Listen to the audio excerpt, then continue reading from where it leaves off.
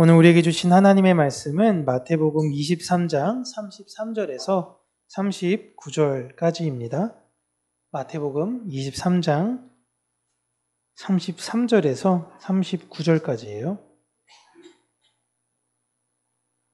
함께 읽습니다. 뱀들아, 독사의 새끼들아, 너희가 어떻게 지옥의 판결을 피하겠느냐? 그러므로 내가 너희에게 선지자들과 지혜 있는 자들과 서기관들을 보내매 너희가 그 중에서 더러는 죽이거나 십자가에 못 박고 그 중에서 더러는 너희 회당에서 채찍질하고 이 동네에서 저 동네로 따라다니며 박해하리라. 그러므로 의인 아벨의 피로부터 성전과 제단 사이에서 너희가 죽인 바라랴의 아들 사가랴의 피까지 땅 위에서 흘린 의로운 피가 다 너희에게 돌아가리라.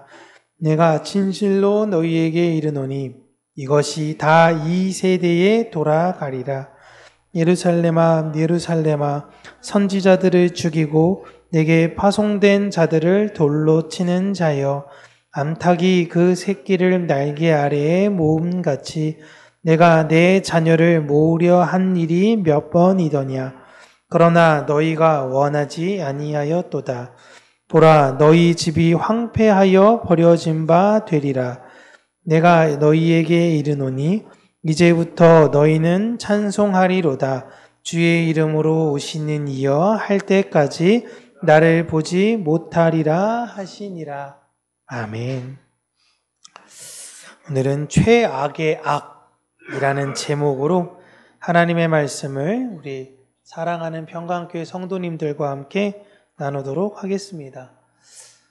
우리 예수님께서 하신 말씀을 우리가 가만히 보면 가끔 좀 잘한다 라고 칭찬해 주시면 더 좋을 것 같은데 너무너무 무섭고 강력한 그런 저주의 내용과 같은 말씀들을 하셔서 도리어 그 말씀을 들을 때에 내 안에 거부감이 들 때가 있습니다.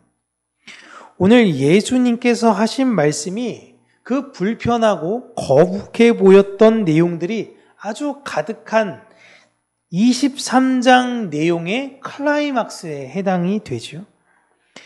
예수님은 말씀을 가르치는 자들, 바리새인, 서기관, 종교 지도자들을 가리켜 뱀들아, 독사의 새끼들아 라고 하고 계십니다. 우리나라에게 있어서 가장 혐오의 동물, 특히 어떤 동물을 빗대어 할 때 가장 수치심을 많이 준다면 개이겠지만 유대인들에게 있어서는 뱀이에요. 유대인들이 생각하는 뱀은 자신들의 원수입니다. 여자의 후손에 대비되는 뱀의 후손이므로 자신들은 오실 메시아를 기다릴 여자의 후손들이고 그의 대척점에 있는 원수의 존재가 바로 뱀입니다. 사탄은 뱀으로 변장을 하여 에덴 동산에서 생명나무를 먹으며 살아야 하는 자신들을 유혹해 하나님의 법을 어기게 만든 존재라고 생각을 해요.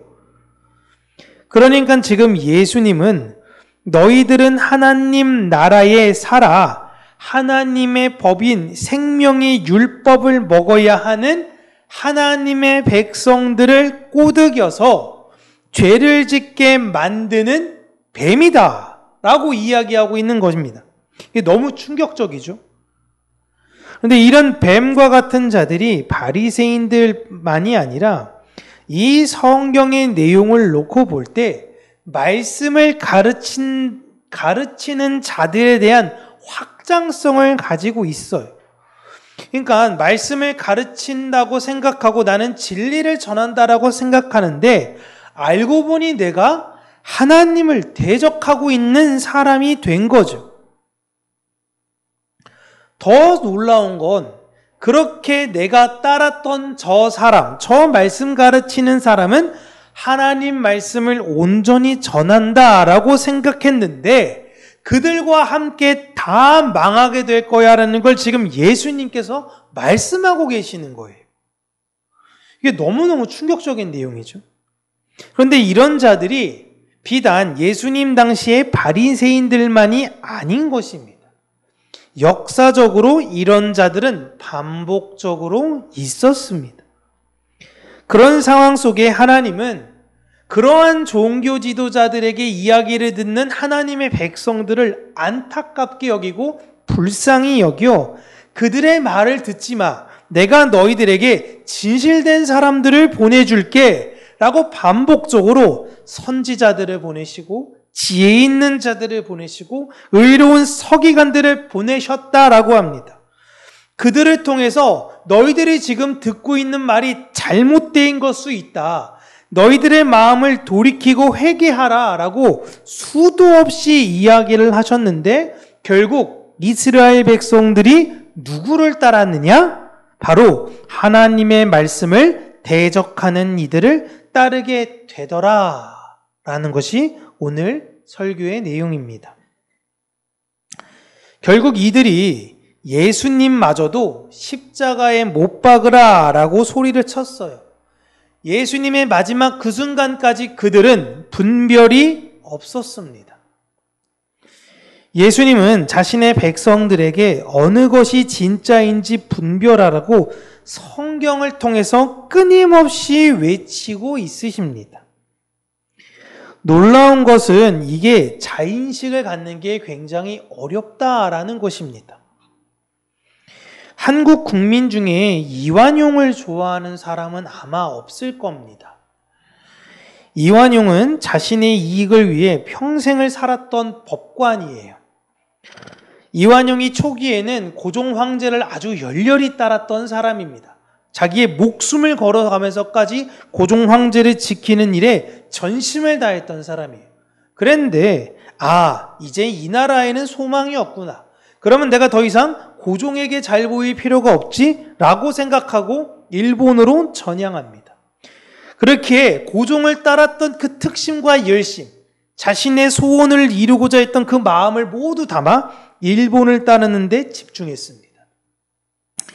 그에게 있어서 나라를 파는 일은 부끄러움이 아니었어요.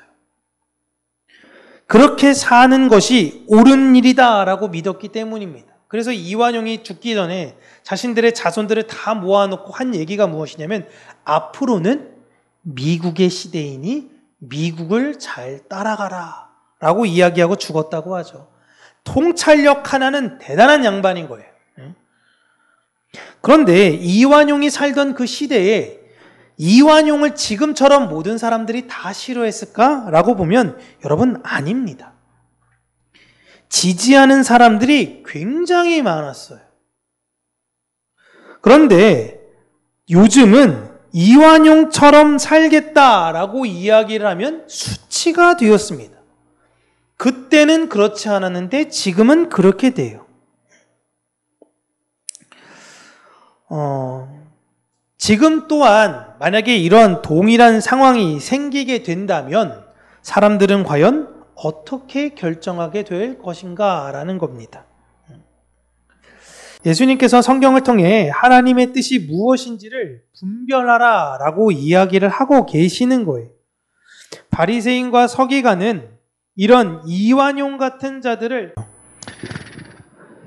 바리새인과 서기관들이 가장 싫어하는 사람이 누구냐? 바로 말씀의 변절자들, 이 이완용 같은 사람들을 가장 싫어했습니다. 그런데 예수님이 지금 하신 말씀이 뭐냐면 야, 너 이완용이 가장 싫어한다고 하지 마. 네가 바로 이완용이야. 라고 이야기하고 있는 겁니다. 여러분 드라마 중에 응답하라 1988이라는 드라마가 있습니다. 거기 드라마를 보면요. 성보라라는 인물이 나와요. 이 인물은 서울대학교 사범대를 다니면서 당시의 군부 정권에 맞서서 최전선에서 시위했던 사람입니다. 독재를 타도하라, 독재를 타도하라. 그렇게 독재를 반대했던 그녀가 집에서 동생들 대하는 모습을 보잖아요. 가장 독재적으로 합니다. 자기 말 안 들으면 때리고 자꾸 동생들 시켜먹고 힘으로 굴복시키려고 계속 소리 질러요. 집에서는 그렇게 하면서 밖에 나가서 뭐하냐? 독재 정권 물러나라, 독재 정권 물러나라 이야기하고 있는 겁니다. 이게 코미디죠, 여러분. 심리학적으로 내가 가장 혐오스러워한다라는 것은 실상 내가 가지고 있는 것이다 라고 이야기를 합니다. 게으른 사람이 싫어. 그러면 자신보다 그러니까 내가 게으른 사람이면 나보다 더 게으른 사람들을 보면요, 답답해해요. 여러분, 부지런한 사람들은요, 게으른 사람들을 잘 신경 쓰지 않습니다. 그냥 그런가 보다. 나랑은 다른 영역에 있는 사람이니까. 그런데 게으른 사람들은 게으른 게 뭔지를 알아요.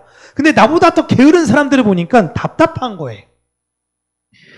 바리새인과 서기관들이 가장 싫어했던 인물이 누구냐라고 그들한테 물어보면 항상 거론된 인물이 가인, 그리고 사가랴를 죽인 요아스 왕이었습니다. 가인과 요아스의 공통점은 처음엔 이들을 하나님을 잘 믿는 것처럼 보였는데 그 마지막에 하나님을 배신했던 사람들이에요. 즉 이들은 하나님을 믿는 동기 자체가 불순했던 것입니다. 그래서 바리새인들은 이런 의리 없는, 신실함이 없는 자들을 경멸했어요. 그런데 예수님께서 너희들이 이 가인과 요아스 왕과 동일한 존재야 라고 이야기를 하고 있는 거예요. 지금 계속 저주의 내용만 이야기하고 있는 겁니다. 뱀들아, 독사의 새끼들아, 이 가인들아, 요아스 왕 같은 놈들아, 계속 이루고 계시는 거예요. 기독교인들, 그 중에서 목회자분들에게 가장 싫어하는 성경인물 한 문명 꼽으세요 라고 이야기하면 신약 성경으로만 국한돼 놓고 볼 땐 가룟 유다가 나올 거예요. 그런데 예수님께서 목회자들에게 나타나서 말씀하시는 게 너희들이 바로 가룟 유다다 라고 이야기하고 계시는 겁니다. 이 예수님께서 하신 말씀을 우리를 너무 불편할 수 있지만 한 번 더 생각해 봐야 되는 거예요. 나는 지금 예수님을 신실하게 따르고 있는 사람인가? 아니면 나의 유익을 위해 예수님을 이용하려고 하는 사람들인가? 그런데 이런 종교 지도자들이 잘못 전하는 그 내용으로 인하여 생기는 결과는 슬픔과 고통을 그 전하는 세대가 함께 겪게 될 것을 이야기하시면서 예수님께서 탄식하시는 것입니다. 그렇게 다시 한번 이스라엘 백성들에게 향하여 예수님께서 긍휼의 마음으로 말씀하시는 것이 하나님이 보낸 자들을 돌로 치는 자들이요, 진리를 거부하는 자들이요, 암탉이 그 새끼를 날개 아래로 모음과 같이 내 자녀를 모으려고 한 일이 몇 번인지를 생각해 보라라는 것입니다. 내가 너에게 이런 목회자도 보내고 저런 목회자도 보내고 수 없는 진리를 너에게 보냈는데 왜 너는 그들을 믿지 않고 돌로 쳐 죽였느냐라는 것이에요. 예수님의 지금 이 말씀 우리가 생각하면서 제발 말씀을 분별해야 한다라는 예수님의 그 말씀을 다시 한번 생각해야 되는 것입니다. 성경에서 무슨 일이 일어났는지, 하나님의 백성이 왜 저주를 받게 되었는지, 특별히 리더들이 그 역할을 하지 못해 어떠한 재앙들이 너희들에게 있었는지 성경, 구약에 있었던 그 일들을 통해서 제발 좀 인식하라는 거예요. 너 가인 진짜 나쁜 사람이야. 요아스 왕 진짜 나쁜 사람이야. 그런 사람들을 비판하는 것이 아니라 내가 혹시 가인은 아닌가? 내가 혹시 요아스 왕은 아닌가? 라는 걸 잘 생각해야 되고, 그 백성들은 저희가 전하는 게 진짜 진리의 하나님 말씀인가? 라는 걸 분별하려고 애써야 한다라는 거예요. 그럼에도 불구하고 안 들어요. 끊임없이 경고하셨는데도 안 들어요. 세례 요한도 보내시고 이것저것에 자신들의 제자를 보내시고 그래도 안 들어요. 결국 너희들은 진리의 말씀을 듣지 않아 너희들의 집이 황폐하게 버려지게 될 것이라고 하시고 실제로 예루살렘은 망하게 되었습니다. 그리고 예수님께서 너희들이 모두 회개하는 그날 내가 다시 너희에게로 오겠음을 약속은 해주세요. 너희는 그때까지 나를 보지 못할 거야. 내 진리를 제대로 듣지 못할 거야. 라는 정말 가슴 아픈 이야기를 하셨죠.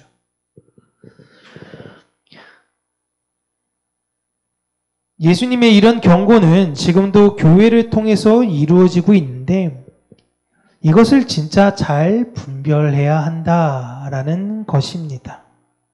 내가 따르고자 하는 것이 진리인가 아니면 나의 유익인가 라는 것입니다. 하나님의 말씀을 온전히 받아들였던 세대는 부흥을 경험했습니다. 저는 다시 한번 우리나라에 하나님께서 이 놀라운 부흥의 역사를 부어주시기를 소망하고 기다려요. 큰 부흥이 평양 대부흥 때 1907년에만 있었던 것도 아니고 빌리 그레이엄 목사님이 오셨을 때도 여의도에서 엄청난 놀라운 부흥이 있었죠. 그리고 나서 우리나라는 또 다시 무너졌다가 IMF로 다시 한번 교회가 각성했어요. 그러면서 그때 놀라운 찬양이 하나 나온 게 부흥이라는 찬양이었습니다. 이 땅의 황무함을 보소서 하늘의 하나님 긍휼을 베푸시는 주요. 이 찬양을 통해서 엄청난 센세이션이 전국에 불었어요. 여러분 제가 그때에 대학에 들어갔을 때에 대학의 수많은 곳에 많은 선교단체가 일어났고 많은 젊은이들이 하나님께 헌신하겠다라고 나왔던 놀라운 부흥의 시기가 있었습니다.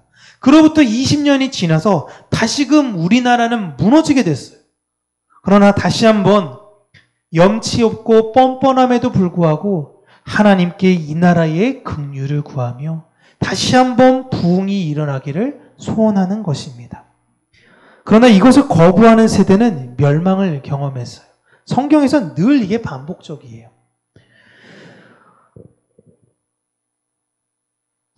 모든 세대가 다음 세대를 위한다라고 이야기를 하는데 진짜 다음 세대를 위하는 건 예수님의 경고를 받아들이는 것과 예수님의 말씀을 통하여 성령께서 우리에게 제시한 그 놀라운 진리를 분별하는 것입니다. 그게 진짜 다음 세대들을 위한 것이에요. 다음 세대들을 위하는 것은 그들에게 빵을 주고 옷을 주는 것만이 아닙니다. 지금 어찌 보면 우리나라 기독교는 현재 최악의 악을 이런 상황을 마주하고 있다라고 생각하면 틀린 말은 아닌 것 같은데요. 이럴 때일수록 하나님의 백성들, 하나님의 자녀들이 깨어 있어서 우는 사자와 같은 마귀들을 대적하며 오직 그 진리를 분별하여 하나님의 편에서 하나님의 말씀을 붙들고 그 말씀을 더 배우고 그 말씀대로 살려는 애씀이 일어나 우리 다음 세대는 다시금 놀라운 주의 은혜와 부흥이 있기를 함께 꿈꾸기를 주님의 이름으로 축복합니다. 기도하겠습니다. 살아계신 하나님 아버지, 우리 안에 주의 긍휼과 은혜를 부어주시고 우리가 각자의 있는 위치 가운데서 하나님을 온전히 사모하며 믿음으로 살아가는 자녀들이 되게 하여 주시기를 간절히 간구하고 소원합니다.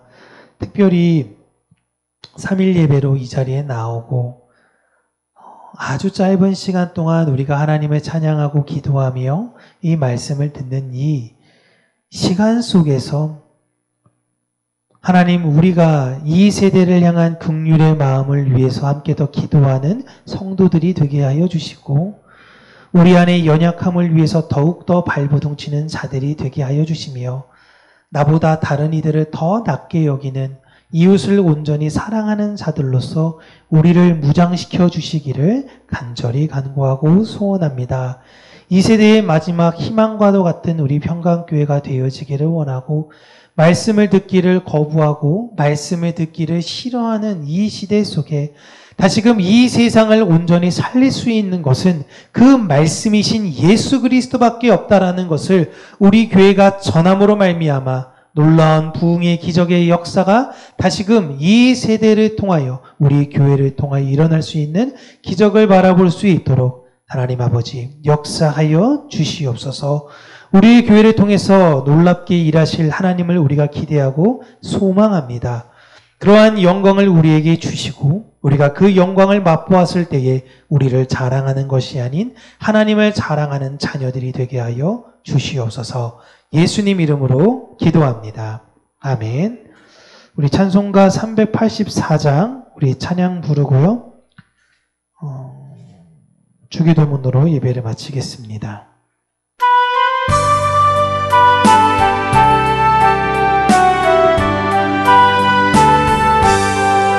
나의 갈 길 다가도록